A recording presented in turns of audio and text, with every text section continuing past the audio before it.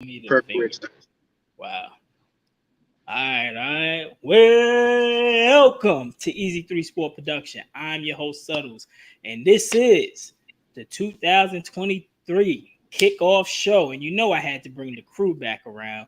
So let's get the crew back and let's get started with the boy with the green on. I don't have no idea why he is from the Bronx. I have no idea why he's a dirty Eagle fan. But we love him anyway. What's good with you, my bro, West D? How you doing? What's going on, baby? I'm chilling, man. How you feeling? I'm good. And then all the way to the far, we got the 914. You know where we from. We ain't even got to say it. We already know what it is. You know, back in the day, we argue, butt heads like Skip and Stephen A. Smith. But nowadays, this man is called Coach, but we gonna call him tonight D-Lo. How you doing, my mans? I'm good, brother. I'm here. I'm still breathing, so everything is good. I appreciate the intro too. Little love. I love it. All right. So we gonna get this started. Man, this is the first show of the year. We always do it every single year. And before we revisit the Eagles and Chiefs Super Bowl, gotta give flowers. We gotta give the flowers out, all right? You know, because here on Easy 3 Sport Production, unlike the mainstream media, we keep receipts. And this guy came up to the panel last year, can't even front. Nobody had the same take that he did, and he was spot on. So let me go ahead and give those flowers out to me. Those are my flowers because I was the only one on this panel to say that the damn Giants was going to win 9 games and make it to the playoffs. So everybody here needs to acknowledge me, apologize, and then we can move forward amicably. Flowers are for I'll be me. the first. I'll be the first to provide those flowers, sir. I think you did a hell of a job from last year. You know, you saw what we didn't see coming down the pipe. You know, and you had the gumption and the gall to stand 10 toes down. So I want to give you your flowers, especially while you can still smell them because you deserve that. The Giants had a much better season than I originally anticipated, and I'm pretty sure my good brother Wes as well. So with that being said, to you, my brother, all praise. Man, Thank you. Get you in them flowers, man. Y'all got it by the great. All right. We'll give out the real flowers here, and that's to the boy West D because he did come onto this panel last year after they got absolutely embarrassed by the Bucks in the playoffs, and he did say that Jalen Hurts was going to have an MVP season, and we both put him on the hot seat. We wanted to know exactly what did he mean, a Josh Allen breakout season, and he hit it right on. He had an MVP type season. So, Wes, these are your flowers. So, what would you like to say? I want to say I told you guys so. I told you D, especially you, D, definitely told you so because you was hating. D, you was hating hard. But hey, at the end of the day, I said Jalen Hurts to prove himself needs the MVP type season. He definitely had it. He definitely did deserve it at the end of the year. Didn't get it, but hey, this year. I'm ready for the season. I ain't gonna talk as much trash this year, just because we got a new defense, new offense going on. But other than that, pretty good season coming up. I'm very excited. Very excited. Okay. All right, and So humble. I'm so happy to see you're so humble. You're so humble. You know. And got a shout out to my boy Big Task. I'm gonna tell you this, Big Task. Like, I didn't market this, I didn't tell anybody about it. It was supposed to be pre-recorded, but I just said, all right, we'll go live and then I'll just let it rock out for tomorrow. But you up here, man. That's my boy. He's been with me ever since I first started this joint. Big Task, you a real one. So now let's get to the crumble of things. And I want to hear from you, Wes. I want to hear your feelings. I want to hear your heartbreak. I want to hear how'd you feel after Patty Mahomes literally stuck his hand in that heart, took it out, and seen it just pulsing and took away that Super Bowl. The NFL is scripted. That's all I'm saying. Scripted. Oh my God. It's scripted. It's scripted. I'm playing. Pat Mahomes, he showed a lot of heart. You know, you gotta give it to him. I seen the clip afterwards talking about going get checked out.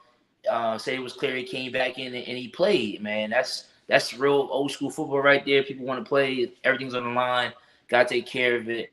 I honestly believe that pass interference calls have not been called. Looking back at it, whatever he said, he passed interference. Looking back at the tape, he did not pass interference. It was good defense. At the end of the day, you don't make those calls. As we all know, we all have ref before. You don't make them calls like that. Like you let the play. You don't make them calls like that in the championship. You don't. That's too crucial of a call. You let the players play. You can't call that. Can't call that. Well, D, I'm gonna let you respond to this one. So my question is very simple. You say you don't make that call in that situation, but you'd make that call in the first quarter, correct?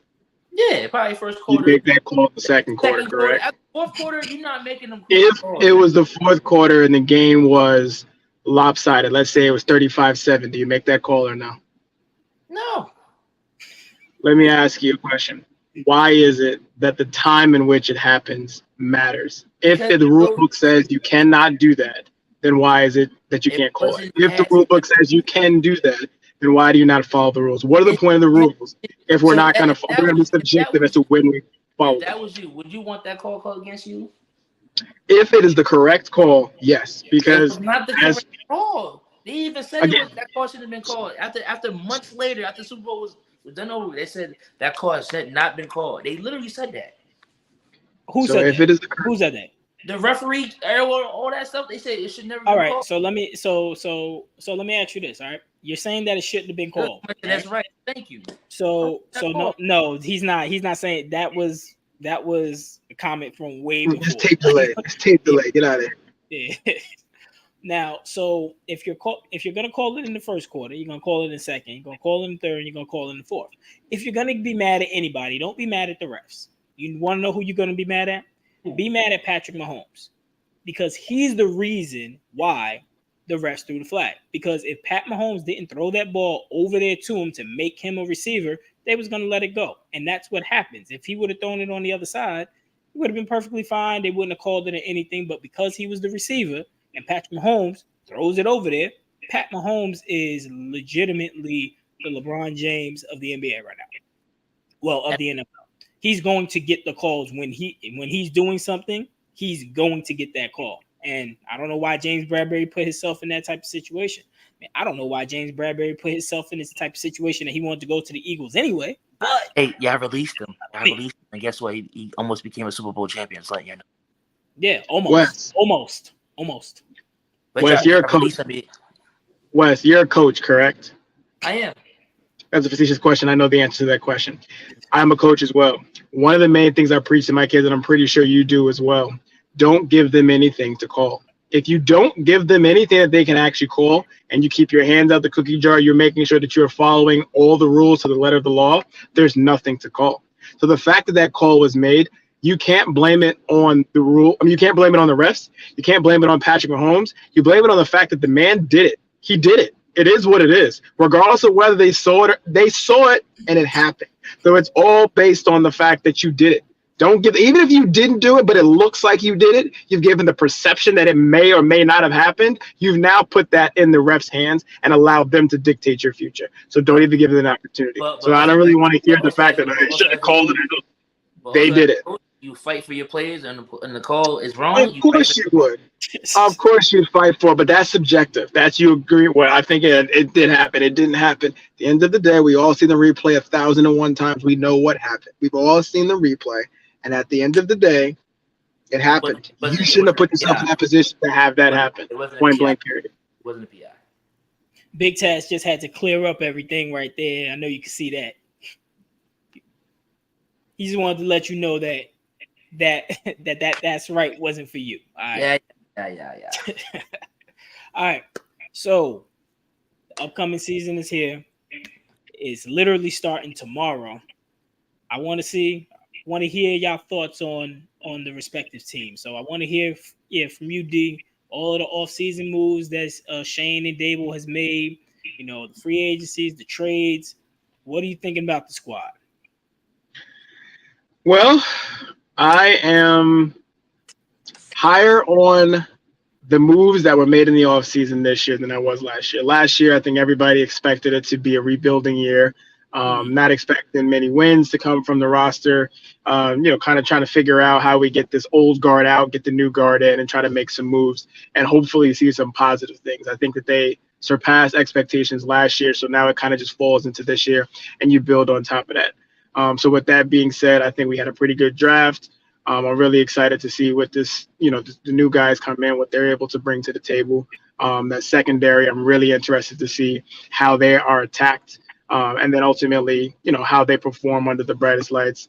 The receiving core is a big sore spot for me at this particular point. I'm kind of under the assumption, okay, so we understand what Slayton's going to be. We understand who he likely is going to be. I'm very interested in seeing what some of these young receivers do as far as given the opportunity to move forward. So we're going to get a lot of opportunities to see them. Obviously, the first game up against Dallas, we already know what they bring on the defensive end. I have always been a large contrarian of DJ. I still am not a fan of him being picked at 6, but I have softened on him like this much. So I'm not going to throw in as much shade as I have in years past on him because I've seen enough footage and film to believe that maybe, just maybe, he is playing the right way for him, and Daboll and this coaching staff is going to put him in position to be successful. So I'm going to be optimistic to start and give him more of a leash than I have ever given in the past in terms of expecting him to have an opportunity to show me something. All right. Wes, I mean, the team made some moves. Y'all lost both of y'all coordinators. You lost C.J. Gardner, lost Hargrave. I don't know what is with y'all in drafting everybody from Georgia, but it seems like y'all just say, hey, y'all won the national championship, come on over to Philly. But y'all got Jalen Carter this year. So how are you feeling about your team? What's up? I do have one question before I get into that. How do you feel about your quarterback going to the tight end? They had to take him out of practice. You're gonna have to speak up. I can't hear you. How do you feel about your quarterback only throwing to the tight end during preseason? They had to take him out of practice. How y'all feel about that? I don't trying to build chemistry. What's the issue with trying to build chemistry with your new time? I was making sure. So my thing is this, okay? So my thing is this. All right. Well, we're going to get this. We're gonna get into this later on, but you can't even name the receivers on our receiving core. We know what Darren Waller is when he is healthy. He's the best offensive weapon that Daniel Jones has. So if he's only throwing him the ball, then he's only throwing him the ball. I don't care about that in preseason. That's not going to happen throughout the season. I mean, hey, if Darren Waller has 150 catches and over 1,000 yards, who's complaining? Hey, I don't know. Giants always been good having good receivers. That's all I'm saying. I ain't gonna lie about that. You always get good receivers. I don't know what's going on in the last few years, but hey. But for the Eagles, for the moves that we're making, the things that happen, I'm confident in the defense. I think on both sides of the ball, offense and defense, we're getting a little bit younger. Just because, a lot of these guys have been around the league for a few more years. And for the Eagles, a lot of our guys was on the downfall. We've been injured the last few years with a lot of stuff that's happening. So getting younger on the defensive and offensive side is a great thing. We lost some key players, but we also got some talent back. So it's kind of like a win-lose situation. You lose the vet aspect of it, but you also get the younger guy that's in the game who's going to be ready to play. So mention the Georgia defense. It is what it is. We got the Georgia defense, the Alabama offense. I don't know what's going on, but with how we did this offseason, he should go to jail. Honestly, I don't know how he got away with what he got away with, and the contract signings he did. A lot of guys on a 1-year, 2-year contract, and for very little money. So I don't know if they brought in and to try to win and staying together, or how he's trying to win right now. Like, they want to go back to the Super Bowl this year, the way it's looking, and I just want to see it, unfold. Because the preseason, we didn't look too well. A lot of our stars didn't play. But other than that, when the first game comes in, I'm going to be very tuned in to see what's going to happen. All right. All right, I can definitely see that. I mean, they have made some moves. I swear, Howard Roseman, not Howard Roseman. Your GM has like pictures. He works with the Philly Mafia or something because there's no way that he's continuously getting these trades like for pennies on the dollar. Like that makes no sense whatsoever. How you get Swift and what? They got Swift for like what, a fifth rounder, Nothing. sixth rounder? Nothing. Yeah, Nothing. like Literally I nothing. mean, like yeah, Literally nothing. like yeah, like it's a low risk, it's just a low risk trade, high reward. But going to the Giants, they have made some really good moves. I do like what Shane has been doing. He's literally been just picking, low hanging fruit.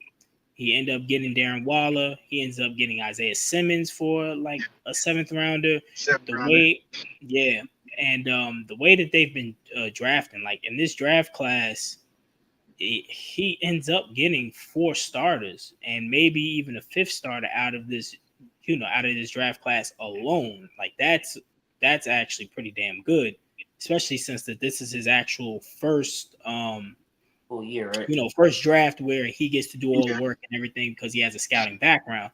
But I really do like the moves of what they're doing. The team looks good. Uh, I'm there with you, D. That secondary, they're young because Banks and the Hawkins Cowboys, is really yeah, what I want to watch. Big yeah, because time. they're actually gonna be starting both of the rookies. Right. Because they're gonna put Adoree Jackson in the slot. Well, basically he's gonna be mirroring CD, but those rookies are gonna be out there with Brandon Cook and Gallup. So we're Yep. gonna see what it is, and they What are they definitely about. gonna get And tested. they're going to get picked on, and Yeah, there's going to be some growing pains. You expect that, but you just want to see the right mechanics. You just want to see them understand. And again, they're going to be a deer in headlights in some moments, but so long as you can see just incremental steps in the right direction, that's all you really want to see. yeah, Especially understand what is going to be prime time first game. Like it's going to be exactly. a lot. I'm But excited. I'm excited to see y'all secondary, honestly, because y'all secondary has been some not the best. your secondary last year wasn't. I'm not gonna say they weren't top notch.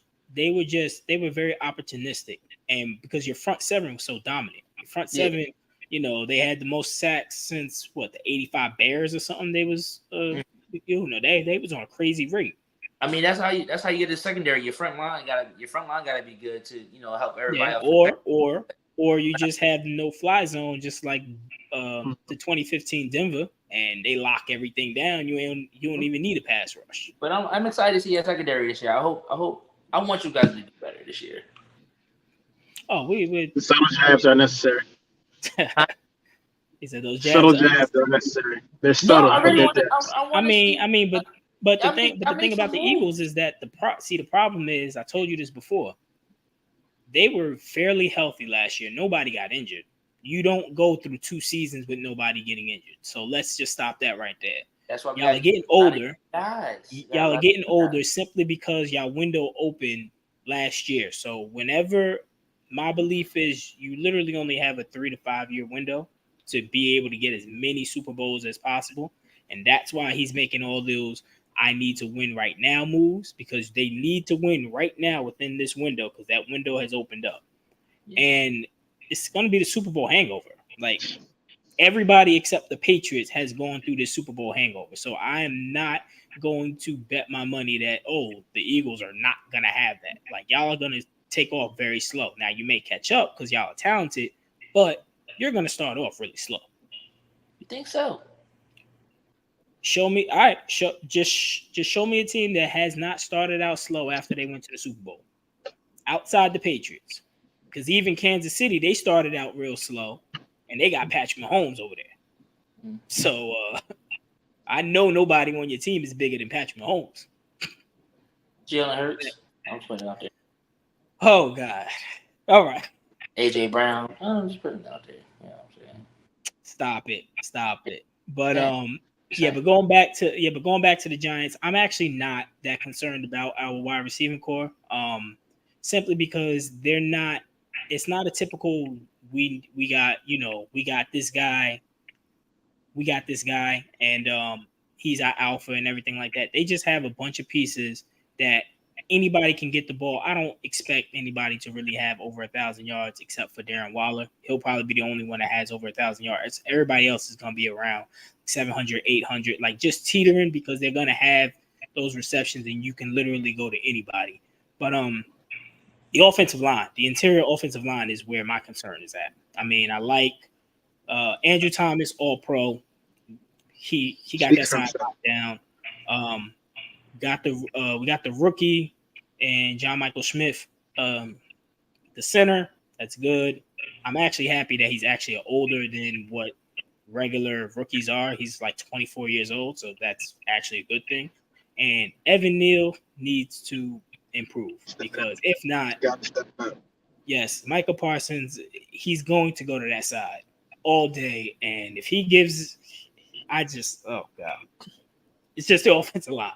If that offensive line can just do average, then we'll be in business. But those are my concerns about the G-men, about the Eagles, and things of that nature. So now we're gonna get to you, Wes. Your man's just got a contract extension. Yes, sir. All right, talk about it. How you feel about it? Rightfully deserved. First of all, shout out to his agent and his team. Black woman, you know what I'm saying, out here making it do what it do. Yeah, Saquon definitely needed that team, but yeah, continue. We'll get to that. Because I'm a rant on Saquon, so I'm gonna let y'all go, but I'm gonna rant because I just got some questions about it. But I do too because I'm hurt. As being a running back, I'm hurt. 5 years, $255 million, 110 fully guaranteed. And here's the kicker, right? It's the best part about it. If he gets injured by any means necessary, he gets 179 million guaranteed in injuries. Like, you know what I'm saying? And then he has a sentence over the years. So roughly he can make about $40 million a year based off his incentives.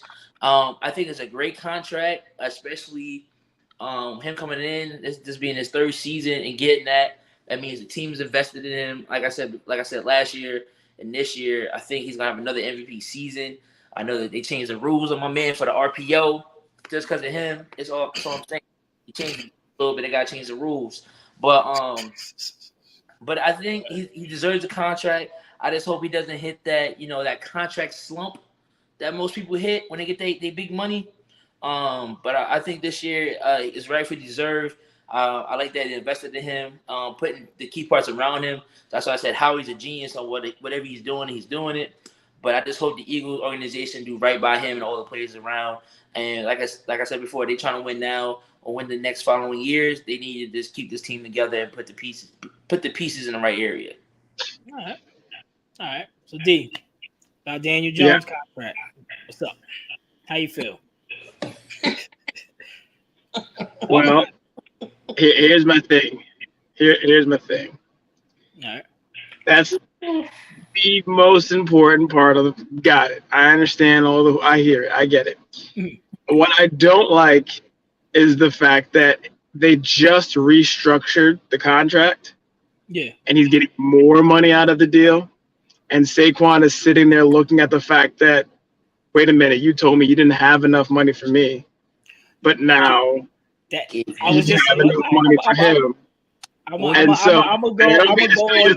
on that. But that's really where I kind of am with it at this moment. But in terms of him getting the contract, I do think that he played well enough last year to earn an extension. I do think that Dable is going to have a lot, or has already had, and I think is going to continue to have a great effect on his production, on his development, and his growth. I do like the fact that he caters to his strengths. He understands the weapons that he needs around him, and he allows him to use his legs. So I like what I'm seeing there. That money that he is now going to get, he's pretty much ours for the foreseeable future because you're not getting off of that in any way, shape, form, or fashion. So I think kind of like my beginning salvo, I just really want to see him prove that this was not an anomaly, that this was not a one-year thing. I do believe that he has the capability to do that, but I still am in like a prove it situation because I do have a few nightmares of what he was in years past. But Dable wasn't there, so I'm not going to do that to him. All right, Wes. What would you like to do before I take off? I just want to say a 4 years, 160 mil. Yeah. 36 million in signing bonus. Mm-hmm. I'm a little confused on the $500,000 workout bonus. And because he's a workout warrior and he's always in the gym, so he gets that 500. He gets that 500K easy. Okay, and 35 mil in incentives, and y'all wouldn't pay Saquon. See, this is okay. See now, this is where I'm going to go off on. All right, this no is where segue. I'm going to go. Huh? I said a segue, just for yes. I'm going off on Saquon. Okay. Now I follow the team extremely close. Okay, so maybe I'm just an extreme fan or anything of that nature. D, I know you follow the team just as well, but this question is going to go out to both of y'all. Did y'all know that the Giants offered Saquon a contract? Reportedly. Reportedly. Yes. Okay. Not the franchise tag. Understandable, right? Okay. Yes. So I just want to throw it out there. Your guy, all right? Wes, your guy, Miles Sanders. Mm-hmm. Y'all let him go, right? Y'all let him walk? I don't think the coach Nick and him had a good relationship. I don't think so. That's fine. My point is this. Mm-hmm. He's gotten to the Super Bowl. He's had the same stats as Saquon Barkley, right? Mm-hmm. He's not as big as Saquon Barkley. I understand that. He was actually Saquon Barkley's backup back in Penn State. Mm-hmm. Perfectly fine. He goes onto the market and he gets 6.5. The guy who led the entire NFL in touchdowns, Javon Williams, was let go by the Lions. He only gets $1 million. 1 year, $1 million. This is where I have the problem with Saquon. And this is what I had the problem with of how they was reporting it. At the bye week, they offered Saquon Barkley 3 years, 12.5 with 19.5 guaranteed. He says no. Please do the math on this one. All right. So these are the contracts that Saquon was offered. Okay. 3 years. 3 years. So per year. So a 3-year contract with possibility to get out after 2. It averaged out to 12.5 per year with 19.5 guaranteed. He said no to that. Now, once they got the deal done with Daniel Jones, then they come back to Saquon Barkley. They offer him $13 million per year, 3-year deal with 18.5 guaranteed. I'm sorry, 18.5. He says no to that. And this is after everything is going on with the running backs. He says no to that. He says he wants at least 2 years guaranteed. He said fine. He dropped it down to 11 per year, 3-year deal, 11 per year, 22.5 guaranteed. Saquon said no. Now, this was in the midst of Josh Jacobs on a franchise tag, Austin Eckler, Tony Pollard, with all these guys not getting it, and you see what the market is, and you're still trying to play the hand. The way that they was reporting it was like the Giants just said, "Nah, I'm not going to pay him because we don't have the money." We didn't have the money was never an option because the minute that they got that deal done with Saquon, they made Andrew Thomas the highest paid left tackle in the NFL history, and they paid Dexter Lawrence right after that. So it's not the fact that we didn't have money. He didn't want to take because he was betting on the market being a lot more than what it was. And then he had to end up settling. So it was never the point that we didn't want Saquon. It was the point that he didn't want any of the money that they was offering. And that's where I had the problem with. Read the room. Nobody else is getting over 7. You got offered 12.5, 11, and 13. Now, if you don't take it, then that's fine. But now you're going on podcasts like, oh, I can do this, I can do that, I can do this, I can do that, venting, but you're the one that's turning down the money. He's giving you stuff that's above market value because with every single one of those contracts, he was either going to be number 2, only behind Christian McCaffrey in per year, or number 2 behind Christian McCaffrey in guarantees.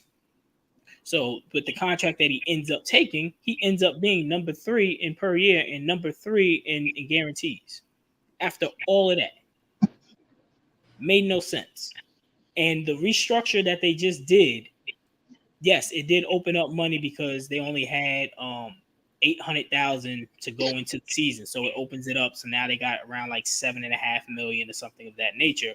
But my point was, it wasn't on Daniel Jones to relinquish the money or anything for them to touch contracts and stuff like that for Saquon to get paid, because it was money for Saquon to get paid.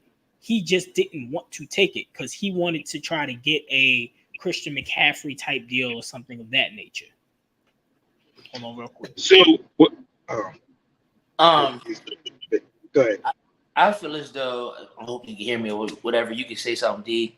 I think he was just trying to set the market. I mean, running backs nowadays are undervalued, extremely undervalued. At the end of the day, they're the workhorses of the league. But between Christian McCaffrey and Saquon Barkley, they're the unicorns of the league right now. No other running back is doing what they're doing. I understand Saquon came back from an injury. I mean, so did Christian McCaffrey, but Christian McCaffrey's still getting paid. Why can't Saquon get paid? You know, it's different. You know, running backs from our era times to now are not the same. It's like, you know, Christian McCaffrey is a unicorn. Like I said, Saquon Barkley is different. He's a freaking nature. So I don't see no problem setting the market. You know, who messed it up though was Ezekiel Elliott when he got his money, and he just had that contract slump that I mentioned before. I think a lot of people are fear of that, getting running backs that money in a slump. But Saquon deserves the money. Like, I was hoping he got released or whatever else. I know one thing about us, the Eagles was in the front line. Like, hey, if they don't want to take you, get released, we'll take you and we'll pay you.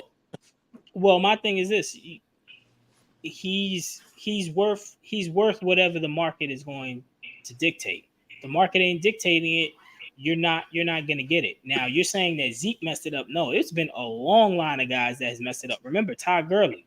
The Rams didn't get nothing for that deal. Todd Gurley, Ezekiel Elliott, Christian McCaffrey, because the Panthers gave Gurley. Let's not talk about Todd. That was just, I don't know what happened with that one. But he ended up getting the money, and that's where if the organization is paying you and then they're not benefiting from what you're getting, now it's a problem. Because also Alvin Kamara, after Alvin Kamara got all that money, what happened? He ends up getting suspended. He gets injured. So it's just been a long line of guys that they've gotten the money, they've invested into them, and they haven't gotten their return. So if you invest into something and you don't get your return, and you tell D, and D invests into it, and he doesn't get his return, and D tells me about it, I'm not even going to do it. Y'all haven't gotten y'all return, so I'm not going to do it. That makes no sense. Right, but you're looking at it from the GM's point of view, from the GM's perspective, from the team's perspective, and you're not looking at it from Saquon's perspective. And that's what I think Wes is bringing up, is he's looking at it from the perspective of, right, but I understand what I bring to the table. I understand that at the end of the day, the Giants offense lives and dies with what I can bring to the table, what doors I open up, and how I am able to help us move forward, and what Daniel Jones looks like without me versus with me. So I think he was trying to bet on himself in terms of, this is my value.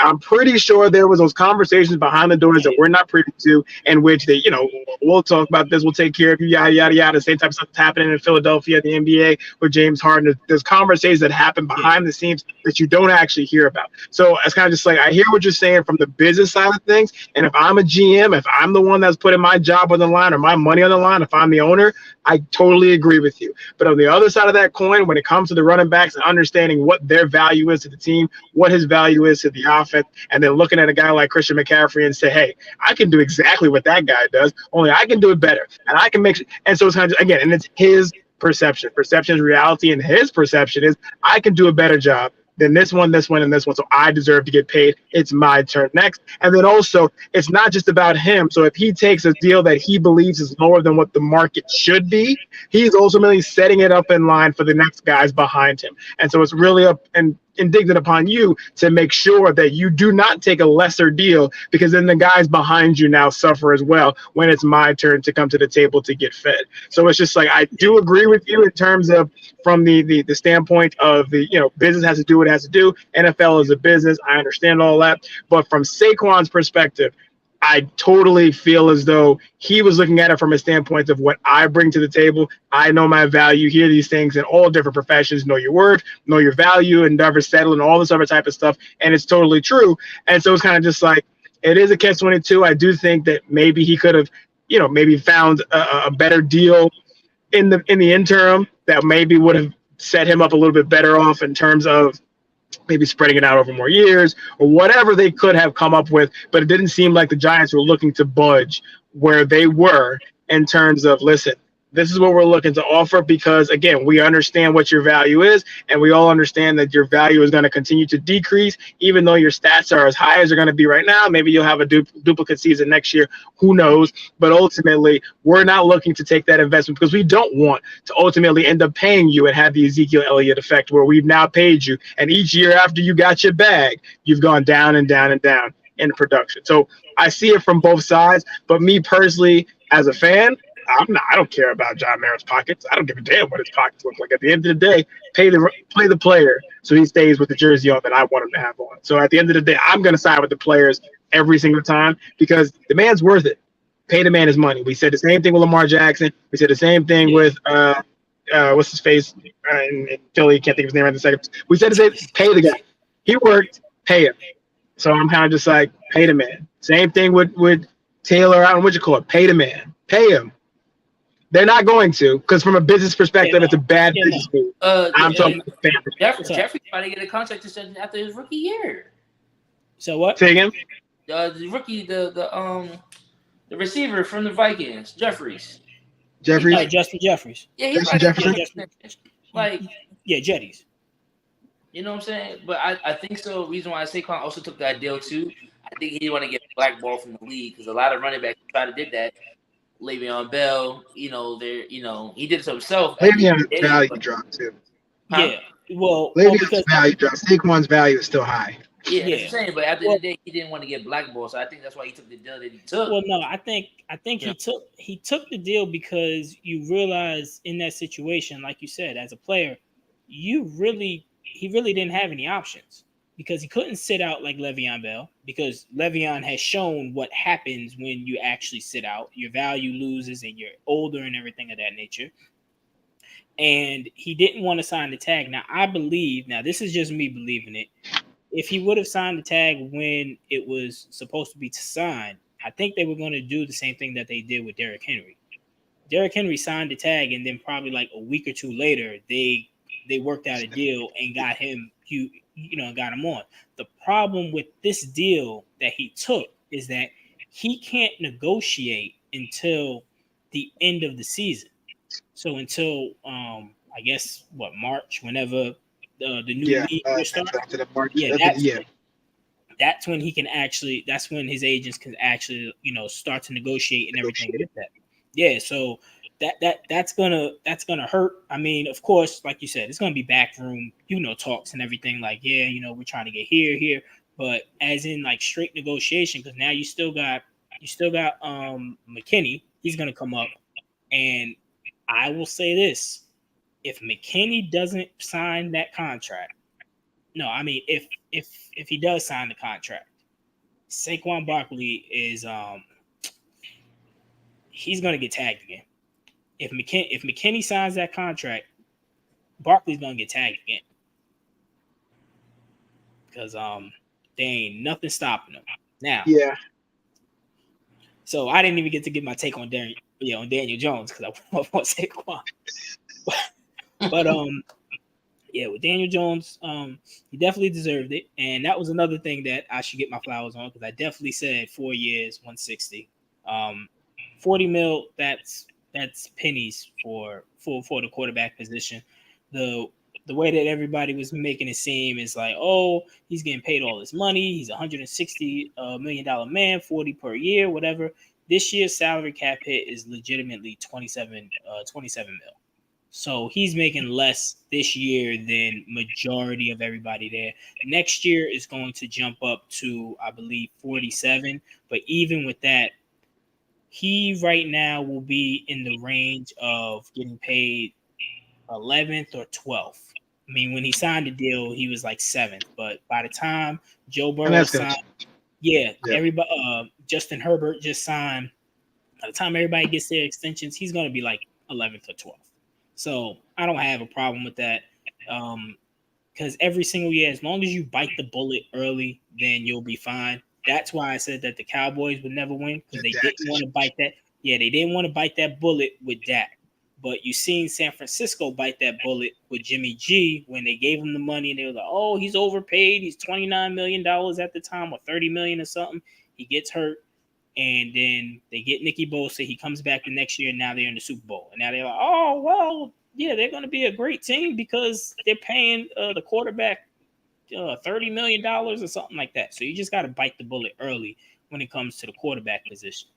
But now this comes to something that I didn't give y'all, but I just wanted to do a little activity. It's just a nice group activity.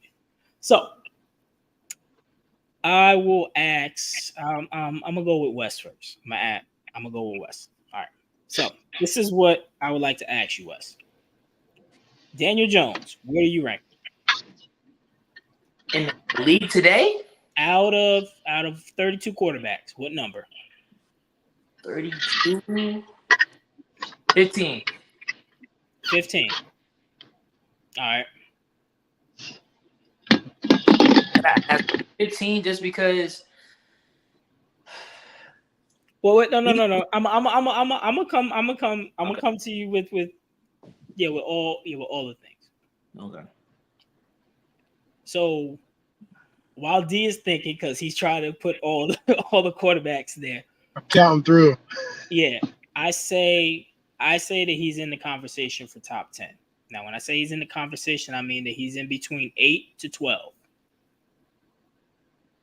I see you shaking your head, but this is why. If by 8 to 12 you mean 12, I'll listen to you.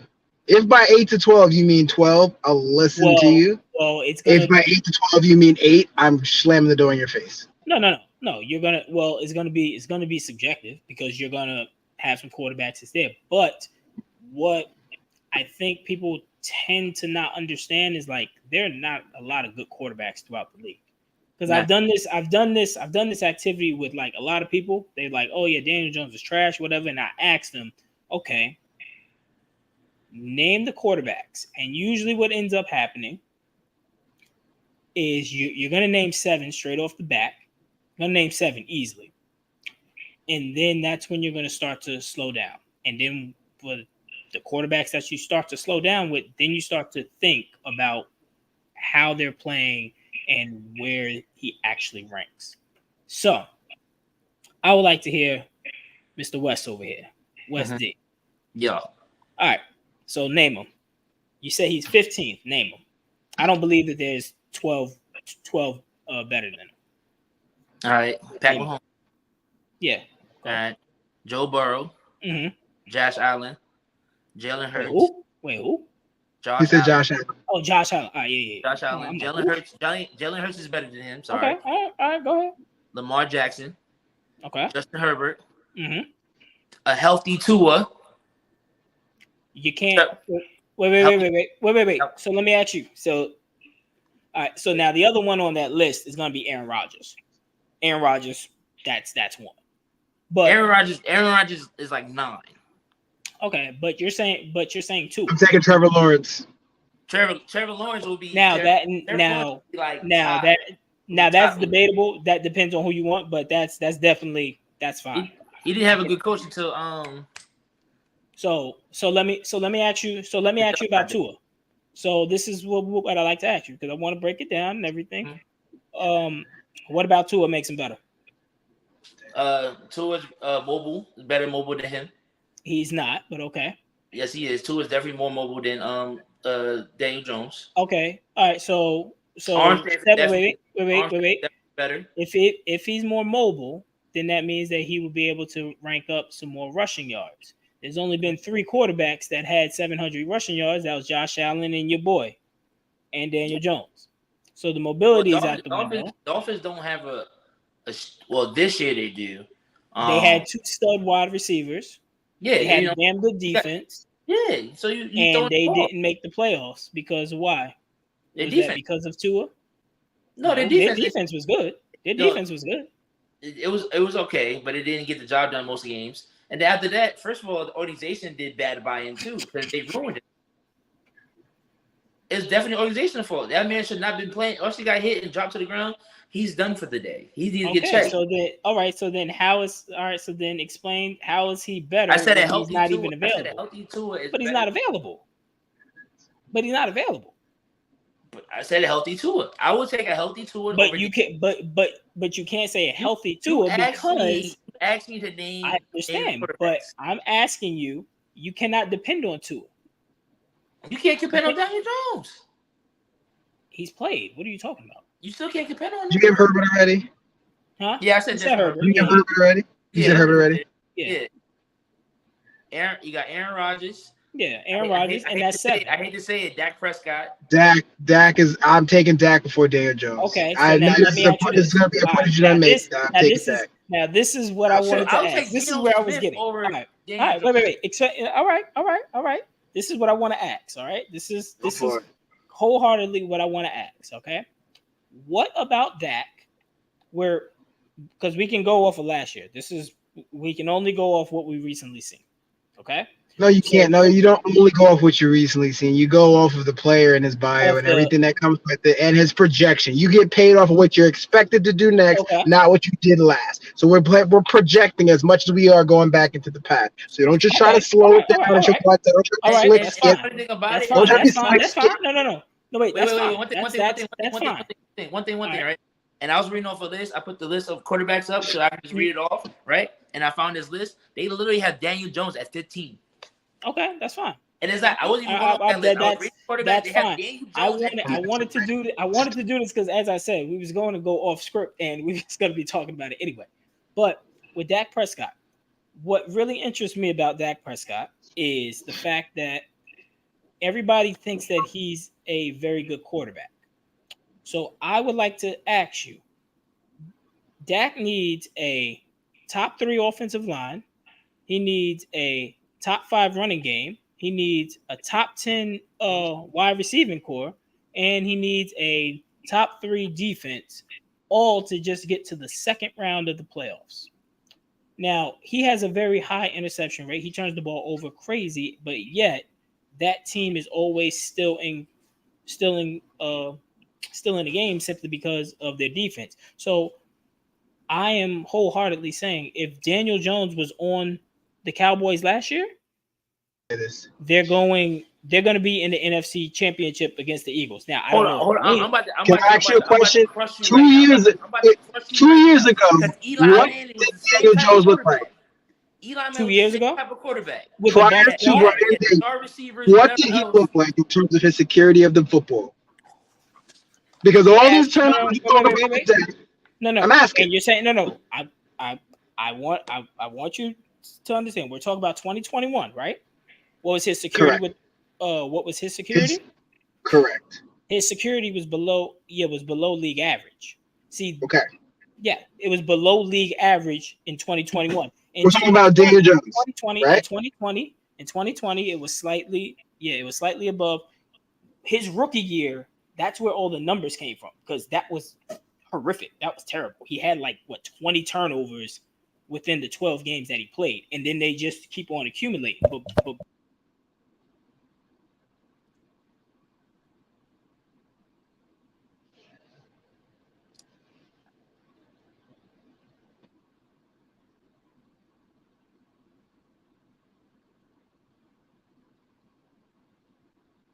see, the football world knew he was talking that bull jive. So that's the football guys that got the football world knew he was talking that bull jive. So they just said, "Calm down for a second, you ain't talking nothing serious." So here's the deal: since the football guys have told you John, park it for a second. Let me go ahead and take it over because you can't have any dead time on live TV.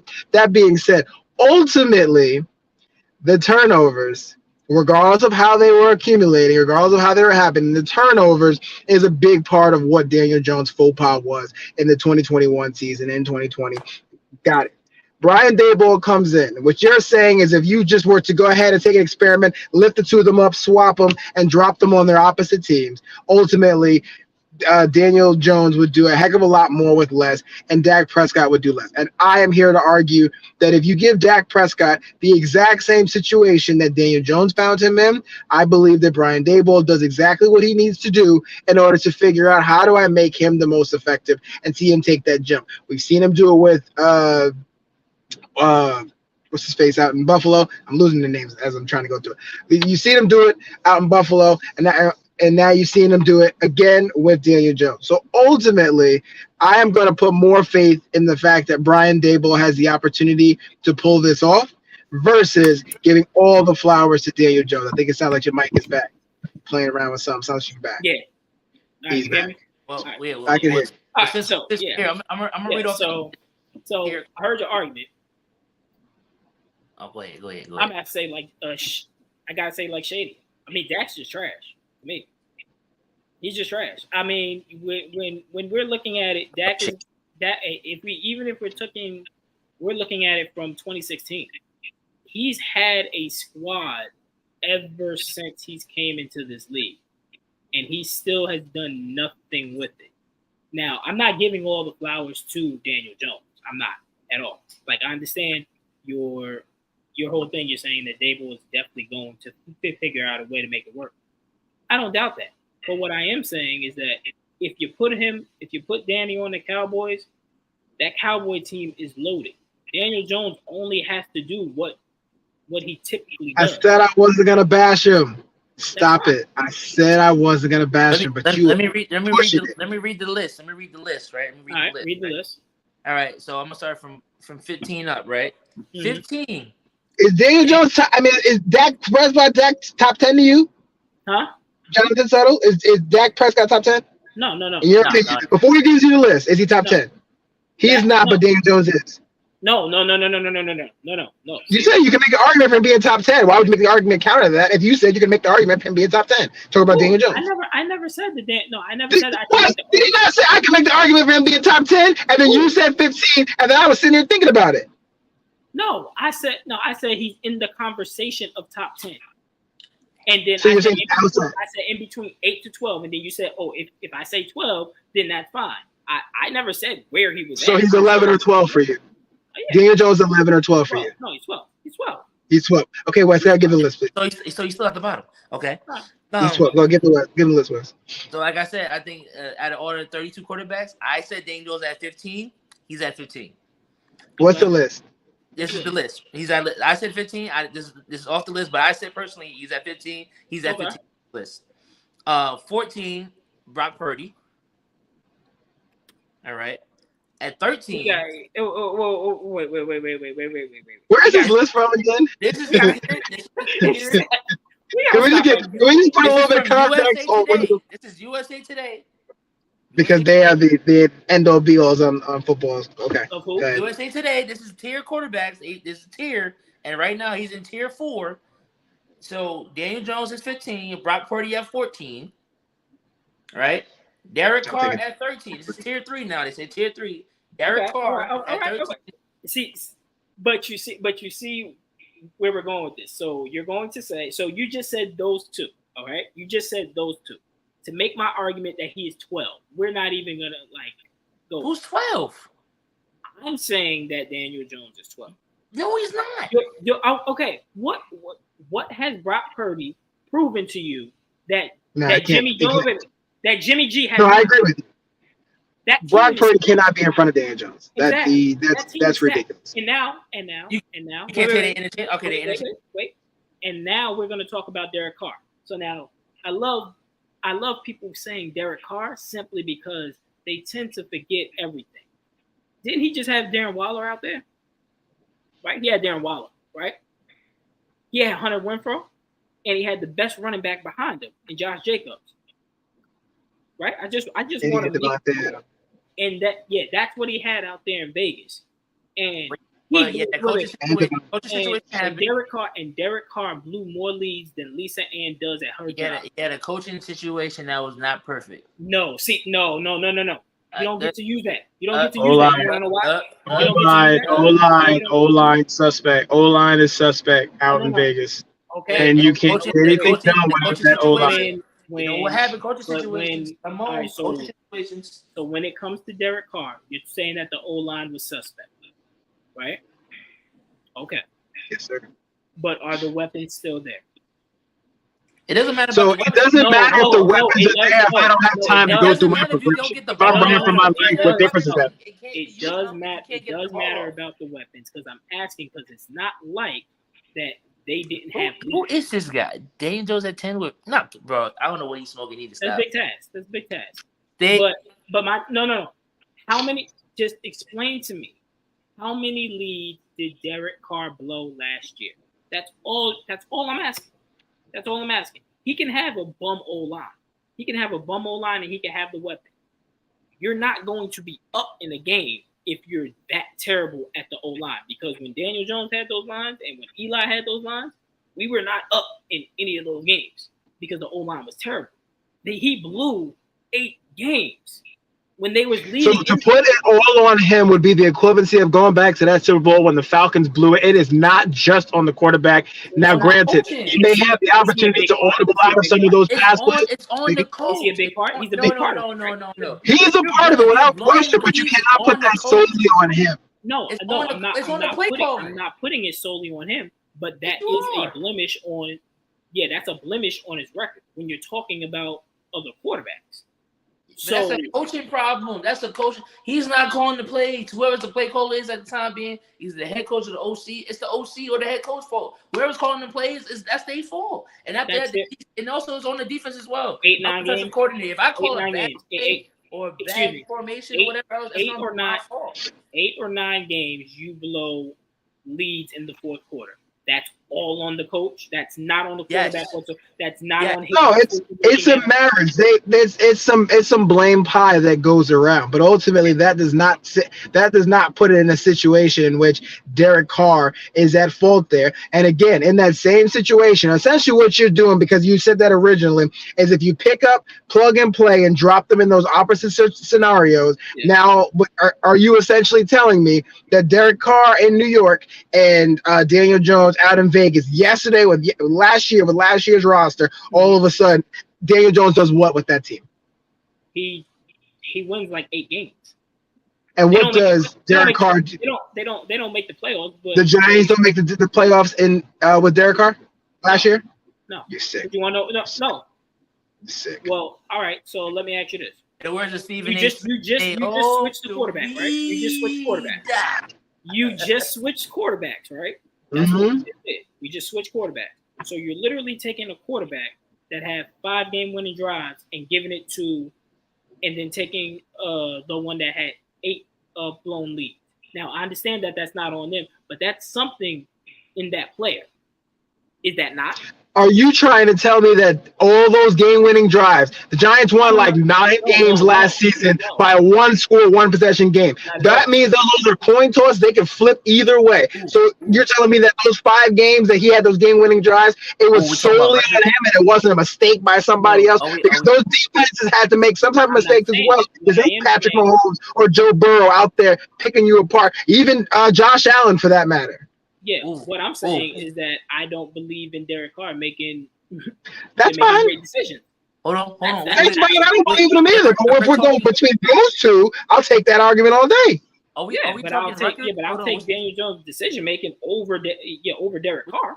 That's because he has legs. Let's talk records. Hold on. Let's talk records real quick. It doesn't matter if that's that's one of the things that you're gonna have. I mean, nobody faults Josh Allen and Jalen Hurts for having legs. mean, Jalen Hurts only No, threw. but I'm saying that's ultimately why you can go ahead and make that argument and try to check that box off because of the mobility that Daniel Jones provides. However, if you're going to sit there and do that again, you have to bring the whole picture in. He's a big part of it, but you've got to bring in the entire picture, the in totality, and it cannot just simply sit at the feet of Derek Carr and say that he is the sole reason. Did he play up to par? Absolutely not. Did he do what he needs to do? No, obviously not, because he didn't. He should have audible at the line of scrimmage and some of those pass plays to get those wins.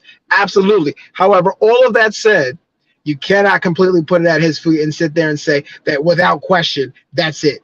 It's Daniel Jones would have done an immaculate job in comparison because in comparison to Carr. I don't mean overall. I just mean in comparison. All right, so then continue. What was you about to say? You're gonna have to speak up. I'm trying to. Y'all just yelling and whatnot. I'm trying to get it off. So let's talk about. Come on, Molly. D broke up records. Let's talk about records last year. All right, Eagles went 14-3. Home games they were 7-2. Guys, speak up. I can hear you. I don't know what's going on there. I can hear you. Okay. So home games, right? Eagles is 14-3. Home games 7-2. Away games 7-1. Right. So it was get down to y'all. Last year, John, you said 11 and something for whatever games, which I went 9-7. Right. Home games, I was 5-3. Mm-hmm. Away games, I was 4-4. Yeah. Right? Your Giants has always been a terrible away team. I don't know why, or whatever else. But the question is about quarterbacks dropping off and doing whatever, right? So if you want to do that, right? If you take Jalen Hurts and put him on the Giants, and take Daniel Jones and put him on the Eagles, do the Eagles still go to the Super Bowl, and do the Giants still make the playoffs? The Eagles don't go to the Super Bowl. They still make it to the conference championship, and the Giants still make the playoffs, but I think that they get out in the same round that they got in. So at the end of the day, you're blaming the player instead of the coach. But the player has a lot to do with it because of the decision making. Like, what are we talking about? Okay. You can't. So, all right. So then if you're going to blame, if you're blaming what, you're going to blame the coach on everything, right? I'm not. It depends not one person. It is. Yeah. And in an overall perspective, right? It comes down to the game, whatever play calling, whatever else. When it comes down to certain plays, whatever else, if the team's not winning, I'm not gonna look at the quarterback and do whatever. It all depends how the preseason, whatever. I look at everything overall. Me being a football coach currently, whatever else, right? If the play calling is not right for the overall situation, I'm blaming the coach first. All right. So I'm blaming the coach first, and then after that, I'm look at the player like you should have audible. You should be like, we're not running that. Let's go back to Nick Foles. Let's go back to Nick Foles at the end of the day, right? The situation's going crazy, whatever else. He said, "Yo, as a player, I'll say, y'all want to run this play." He said, "I want Philly." He said, and Doug looked at him. He said, "Yeah, let's do that." Like at the end of the day, Doug can either say yes to that play or no to that play. At the end of the day, it's on the coach. Whatever they call is what they call, and if the player executed or not, that's on the coach. If it was the right call, the player get the whatever else. If the wrong call, the player is always at fault. No, sometimes it's the coach. It's definitely the coach's fault sometimes. All right. And 60 out of 40, I'm gonna go for the coach. I'm like, yo, that's a bad call because guess who's gonna get fired first? The coach before any other player. Because look what happened to Chip Kelly. Chip Kelly dismantled one of the best teams for the Eagles. No, Chip Kelly dismantled the best team for the Eagles, right? He got fucking fired and has not been back in the league yet. Like, come on, bro. It's the coach, bro. It's the coach. All right. And I'm still hurt about it. I see. All right. So then let me ask you this then.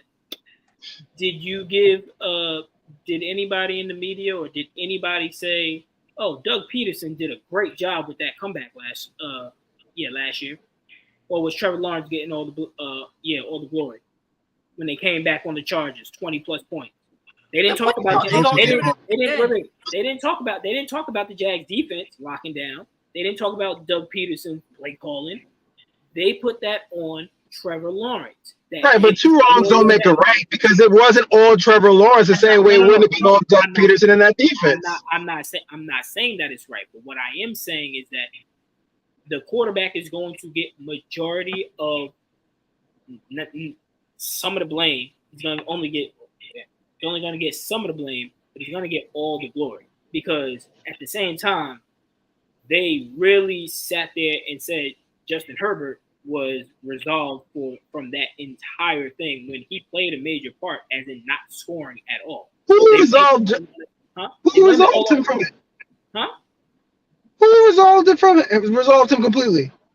They resolved them completely because they fired the coach and then Justin Herbert needs more to be. Well, I mean, so you're gonna choose the coach over Justin Herbert? What I am obviously somebody's got to fall for this. Somebody's got to roll for that. Well, I didn't hear anybody say, you know what, Justin Herbert needs to take some accountability. Oh yeah, let's cut Justin Herbert and go back in the barrel and look all over again and keep the coach. Obviously, they could do that. It's just accountability. Okay, and I'm pretty sure he got a nice slap on the wrist right after he got his new Rolex. Yeah, with that big ass contract. But again, you're basically saying which one do we choose between the two of them? We're going to put the blame on them. Our future star quarterback, which is all we really have because we have away games every time we play at home, or we got to go ahead and we got to choose the head coach who clearly could have made a couple of decisions there that would have maybe changed the outcome of that game, and maybe we wouldn't have lost a lead that was so large. So obviously, you're going to have to blame somebody there. I didn't hear anybody say that Justin Herbert was not at fault there at all. I've heard plenty of people give him some credit or some I should not credit, but give him some blame for that loss as well. Obviously, someone had to roll. You're going to choose the head coach unless it's a situation in which it's a Bill Belichick's head's not going to roll if Mac Jones doesn't do well this year. However, it depends on the situation. In that situation, obviously, if it comes down to it and you got Patrick Mahomes or Andy Reid, who are you going to choose? Whose head's going to roll? Because Andy Reid's a really great coach. Who are you going to choose? It doesn't even matter. Patrick Mahomes doesn't talk about it. They're going to force Andy Reid to retire. They ain't going to fire him, but he's going to retire. Again, but one of them got to go. We had a disappointing season 3 years in a row. Who's going? The next 3 years, the Chiefs are underperforming. Who's going? So what's the list? Continue on with the list. It happened with where was that 13? Yeah, we only at 13. They got rid of Doug. And they brought in Nick because of the whole quarterback situation. They got rid of the coach first and then got rid of the quarterback afterwards. All right, then. So continue on with the list. You said Brock Purdy was. Carr was 14. Who was 13? No. Purdy was 14. Purdy was 14. Carr was 13.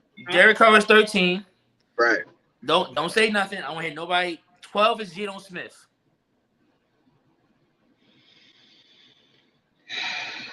I knew it was gonna bother D. No, you knew it. I knew it was gonna bother. I was just waiting. I was just waiting for something. I don't like this one. I don't like 11. 11 is Jared Goff. He's on the Lions. No. It can go both ways with that. Jared Goff has actually put up some big numbers ever since he's gone out there to Detroit, and I mean, I can't really. I'm want to say Brown is a really nice token prize if you got to go out there. So yeah, but Geno Smith, absolutely not Geno Smith. No, stop it. Dak's at 10, which I believe he's just overrated. But so the same argument that you're making for Daniel Jones, you can make it for Dak Prescott. What are you replacing him with? There's not that many good quarterbacks in the league. The exact same argument you made. What are you replacing him with? Just Trey Lance. He's overrated, which means Trey Lance. Okay. Okay. At number 9. You and Jerry Jones at tight end? Wait, what do we do? No. I don't care who they replace him with because. Wait, who's at 9? Huh? Yeah, that bad man, Aaron Rodgers. Who's at 9? Yeah, that 9. Okay. Let's see. 8 is Trevor Lawrence. Okay. 7 is Tua. 6 Justin Herbert. Huh? 6 is Herbert. Wait. Time out. They said Tua was at 7? Yeah. Okay, so who's missing from this? Hold on, wait. Let me finish the 15 and we go down to the bottom. 6 is Justin Herbert. 5 is Lamar Jackson. Right? 4 is Jalen Hurts. 3, Josh Allen. 2, Joe Burrow. And we already know number 1 is Patrick Mahomes. Who's missing from that? All right, let's go down. 16, Justin Fields. No. 17, Matthew Stafford. No. 18, Kirk Cousins. No, that is 19 is Jimmy G. okay. 20 is Ryan Tannehill. 21, Deshaun Watson.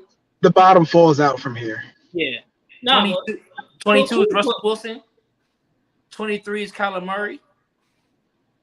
And they got all the rookies and all that at the bottom. So Bryce Young, CJ Stroud, Anthony. I'm just trying to think who. Oh, they got Mac Jones at 27, Kenny Pickett at 28, Jordan Love at 29.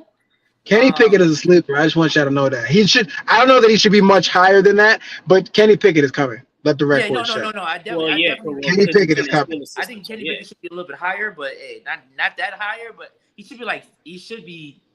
That Pickett to Pickens connection. That shit gonna be something to watch. It's gonna be something to watch. They got Jordan Love at 29. He ain't do nothing. Desmond Ridder is a rookie. He at 30. Yeah. Sam Howell's at 31. And at 32 is Baker Mayfield. That's disrespectful, but okay. That's disrespectful. He's in a chair by himself. So regardless of whatever we're talking about, my number at him being 12, that's not delusional. Even with that list that he legitimately just ran off. 12 is not ridiculous. I said 12, I'll listen to it. Yeah, 8, I can't hear it. But 12, I can listen to it. Anything, if we do 8, if we do like 12-1, Daniel Jones will be 12. And if he goes anything past 12, we have to talk. Even at 11. I'm sorry. Well, it depends on who you have in front of him. Because like I said, the Dak argument. Well, y'all are gonna butt heads because you took Tua and he won't even listen to Tua. So y'all are gonna butt heads immediately. I do think Tua is not 7. I think that's a little too low for Tua. His injury concerns kind of scary. I understand you said health, but we can't assume health because this is a sport where it's 100% injury rate. So I can't assume health. And he's seemingly more fragile than some others. You can make the same argument for Lamar Jackson, and you can got it. But Tua makes me feel a little. The thing is, Lamar Jackson, even though he may be fragile, he ended up taking the team to the playoffs. He ends up getting an MVP. I can deal with him being fragile. He wasn't hurt last year. He wanted to get paid. He said, "If I get hurt this year, I'll get paid." Tua hasn't completed a season. They got him all those weapons. He got him. The Dolphins are treating him how they did. How the Redskins, the Washington team treated. What's his name? RG3. RG3. It's the same situation. But we still have to put in that accountability. Not accountability. The availability. That still has to be that's a part of the game. He has to be out there. So you're telling me RG3 got a knee injury, they rushed him back, shouldn't have been playing. He wasn't healthy all the way. Tua had a legit concussion. Yeah, and they still played him. The organization is doing him dirty. I'm not disagreeing with you on that. But what I'm saying, when you're ranking him, you have to take into account his availability. You have to. It's not like that he's only been injured this once and then that's it. Like you have to take into it his accountability. It's like every other game. It's like every other game on SportsCenter. They're showing this guy wobbling. So will Lamar Jackson be as high as he is now if you think about injuries? Does Lamar Jackson still be high? Lamar Jackson is properly ranked. What did you say? He was 6, 5, 6? Yeah. Well, because you've seen how high he can actually take you. So what's the difference for Tua? We haven't seen that. Where has Tua taken him? He's had the team and he hasn't made the playoffs. So what are we talking about? Okay. He hasn't made the playoffs. Has he made the playoffs? Just tell me, has he made the playoffs? No, right? All right. So I've seen Lamar Jackson make the playoffs consistently, and I've seen Lamar Jackson win an MVP. I've seen Lamar Jackson win a playoff game. Tua, I have not seen him get to the playoffs. I have not seen him complete a season. I have not seen him do anything. So I can't bank on that. But yeah, I say he's 12. I say Daniel Jones. So 12, 13, I'll listen to the conversation. 12, 13, I can hear it. That's fine. That's why I say he's in the conversation. 12, 13, 14. Yeah, again, it's not ridiculous. And some of the names that are on that list is just like, yeah, okay. It's tough, but you're disrespectful to Dak Prescott, and I hate the Cowgirls, but you're disrespectful to Dak Prescott. What has I that done? can't. Explain. No. If you can explain to me what Dak has done throughout his 7 years, I'll give you all 7 years. So What he so has here actually done. so here's my thing. When it comes down to him, it's same somewhat without opening up the same can of worms that we just went through in terms of blame can't all go in one direction. It's got to be spread around to the entire mess. With that being said, Dak Prescott, what he brings to the table, I think too many people miss because we just watch the broadcast, we just watch the film, and we just look at his interceptions. And it's kind of just like, but there's a lot of the progressions, there's a lot of the reads that he makes that is kind of just like you have to give credit there. It may not equate to what you need it to equate to in the game situation in terms of wins and losses. But when you're looking at a quarterback and you're breaking down his mechanics, you're breaking down his progressions, you're breaking down what it is that he needs to do, and you watch that stand out to you on film, I can't sit there and continue to – I shouldn't say continue to because he's got paid. He's a starting quarterback, top 15 on everybody's list, top 10 on some people's list, whatever the case may be. But it's one of those things where to sit there and poo-poo him as if he's not elite. But whatever that tier is below elite, that's where he is. Whatever that tier is below elite, there's the elite 6 or 7 guys. Then there's that tier underneath. That's where he belongs. No? There's about 5, 6 elite guys. And then underneath that tier, that's where he goes. The next 5, 6 guys, he goes there. I've seen the decisions that he's made. I've seen the mechanics that he throws. I've seen the team around him. That team around him, he should have been way more successful than he is. The decisions that he makes, yeah, you got to give him credit for when it's due, but you also have to give him credit when it's not due. When he goes and slides down with 4 seconds left, so they can't even kick a field goal in a playoff game. Like these are that's a mental mistake. That's a mental mistake. But you can find those for just about everybody, minus those top 5, 6 elite guys. But let me ask you this: do you keep on finding them continuously in the playoffs?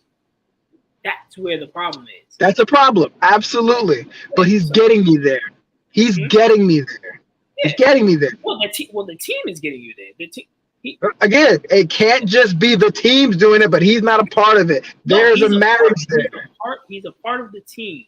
Because if we take him out, we put some of these 17 through 32. Take them out and put 17 through 32 on that roster. Where do they go now? Well, Baker's being completely disrespected in that particular list. I don't know that I think he's 23 to 28, somewhere in that range. But that's neither here nor there. But I don't like the Cowgirls, but I also feel like Dak catches a lot of strays that he probably doesn't necessarily deserve because he is. Oh, yeah, he does. Whatever that level is below elite, that's where he belongs. If you want to say playoff caliber, but maybe not championship, I'll listen to it. If you want to say he'll get you a pretty good 12, 13, 11 regular seasons, but he's not going to win anything, that kind of puts him in the Kirk Cousins conversation. I think he's better than Kirk Cousins, but it kind of puts him in that conversation. Okay, I'll listen to it. But to sit there and have him anything less than that is disrespectful. And again, I'm taking Dak over Daniel Jones if I have to, and I don't want either of them. But I'm taking Dak over Daniel Jones if I have to. Well, you heard the list, so you ain't got that much to pick from. Again, I'll take of the two of them. That's the one I'll take. But of the 17 through 32, 16 through 32, no, give me DJ. So, now it's time. I want to hear your predictions. Season. I want to hear from D-Lo. What you think the Giants are going? And so I got y'all are not going 17-0. Okay, so let's get that out your mouth. Not 16-1. So let's get that out your mouth. So obviously, well, what was I think the over under is 7 and 10. I think 7 wins is I think 7.5. I think that's a little low. But if you look at their schedule to open the season, it is not very favorable. Mm-hmm.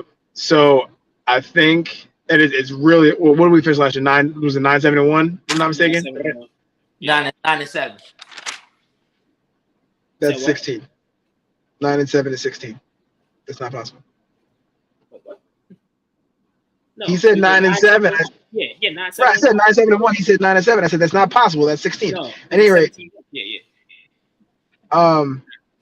It's impossible. I'm just bringing up the schedule. It's impossible to project out a tie, but that's. It's impossible to project out a tie. I can't go 10-7. You're gonna. I can't go 10-7, so I'm gonna sit at 9-8. Okay. I'm gonna sit on 9-8, and I don't know how that maths, but I do see them as being able to steal that 7th spot and get a playoff berth. I do see it as a possibility because ultimately I'm not 100% confident that the NFC North is going to produce well enough. And so ultimately I do think that they have an opportunity to steal a playoff spot given the Pigeons and the Cowgirls also take, 2 spots from the division. So I do think it's possible for another second year in a row, we've got 3 spots coming out of the NFC East. But 9-8 would be my record. All right, Wes, because you look pretty tired over there. Man, long days. It might be a stretch, and I really sat down and broke it down and looked at the teams and the rosters and moves everybody made, and it might be a little bit of a stretch. It might be a stretch, but I have us having the same record as last year, 14-3. 14-3. That is surprising. No hangover. Well, looking at it, if we want to break it down real quick, we got the Pats, right? They not the best right now, so that's a win. We got the Vikings. I think it's a win. The Bucks are still trying to figure out who they are again. That's a win. Washington football team, a win. The Rams ain't the Rams no more, so that's a win. I have us losing to the Jets. And who's that team afterwards? I don't know who that is, but we went against them. We played Washington. Oh yeah, the nameless guys. Washington, we win. Dallas, we win. We play Washington again, we win. I wrote this terrible. Win. We lose to the Bills. We beat the 49ers.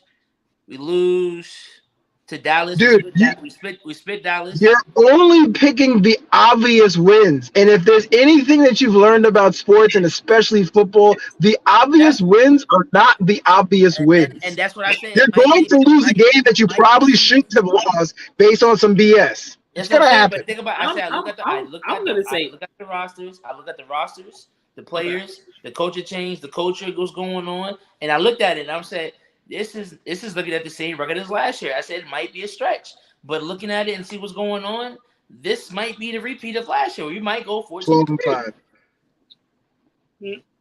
12-5. Yeah, that's what I'm thinking for y'all. 12-5. Because I can tell you this right now, y'all are not starting off the year 5-0.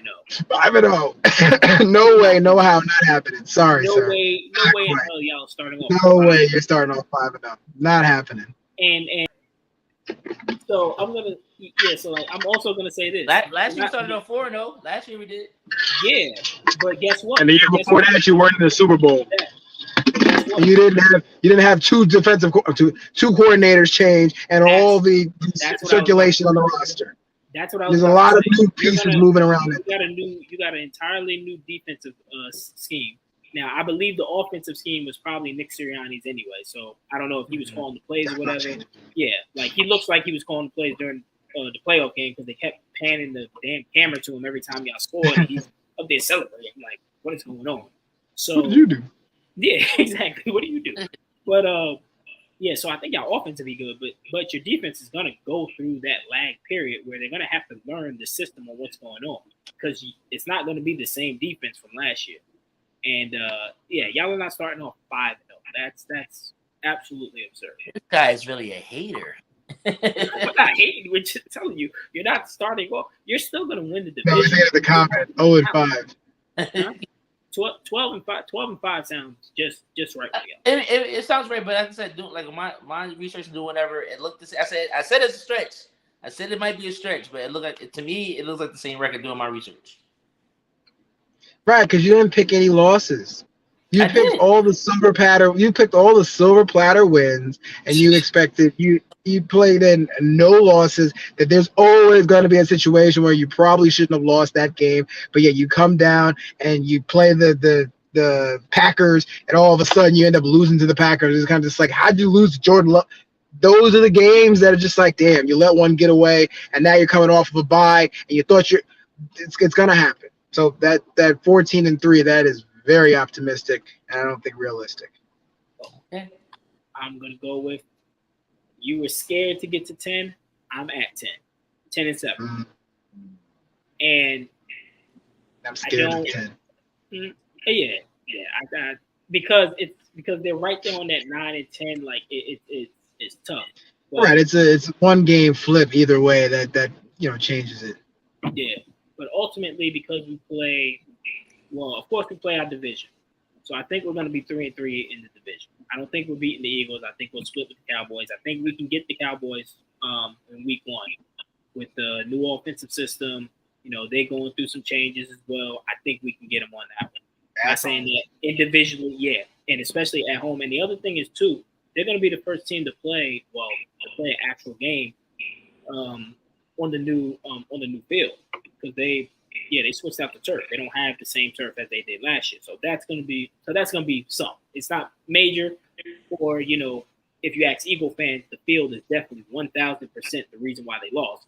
But not the coach, not the players, not even a damn play. It was the field. It was the field.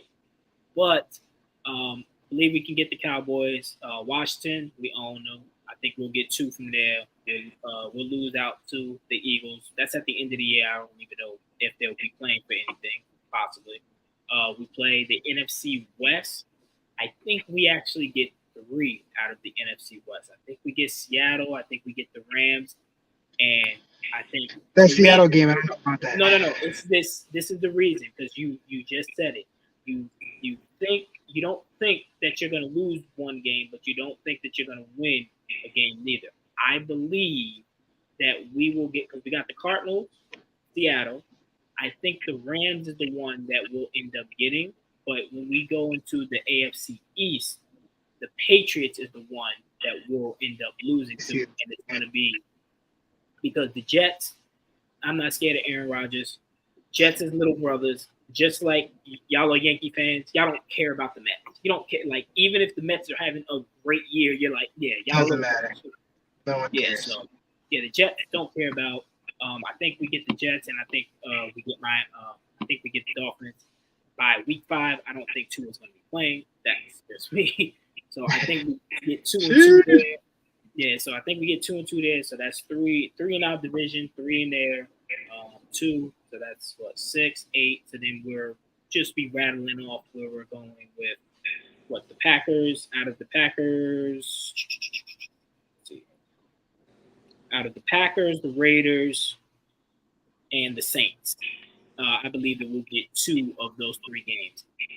I know that we're going to get the Saints, and I'm telling you, well, y'all didn't pick Daniel Jones, but when he goes to New Orleans, I have no idea why. Because it's indoors, he always puts up more than 300 yards.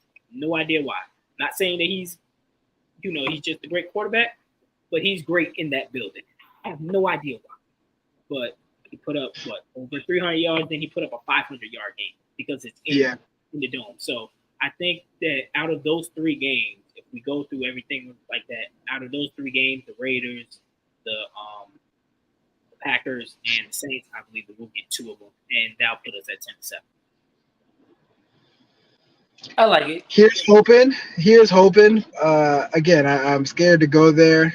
You laid it out pretty well, and I can understand the thought process behind how you get to those wins and the mindset. I think it'll be very tough. A lot of games, and I just think because we had so many games last year that were kind of just break your way as far as one score games, and it's one of those things where we had a lot of those fall in our favor. Yeah. The likelihood of you being able to pull that off again and pull out all of those games where they're one score, because we're not going to blow too many teams off. No. We're not going to blow the doors off for any teams. So you're going to be in those battles again. And I just think with without having a major, and you kind of touched on it earlier, with Waller being one of the biggest, or if not the largest, target for Daniel Jones at this side of Saquon.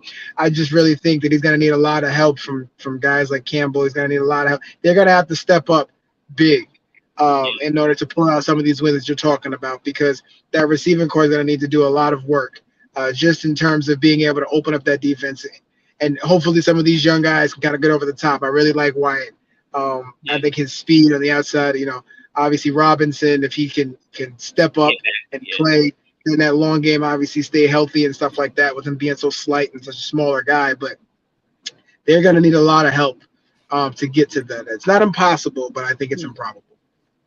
All right. Wes, you got any final statements? You wanna rant again on Chip Kelly? No, I don't. I'm forget Chip. I hope he burns in hell. Now Eagles will be the NFC East divisional champions again. Will we go far in the playoffs? I think you guys will have a turnaround season this year. Honestly, I hope you do Saquon right in contract negotiations. And then other than that, Thursday's football, fellas. Let's watch the season. Well, like I said, bring Chip Kelly back. Yeah, bring Chip back. Bring Chip back. I always love doing these live streams with y'all. I appreciate y'all, man. I know, Wes, you about to fall asleep over there, so. Hey, ain't never changed for college. That's how you used to look in college, too. Sit in that chair. I'm sorry. It's been a great stream. Kickoff tomorrow. It's time. NFL is here. Football, baby. All right, y'all. Y'all have a good one.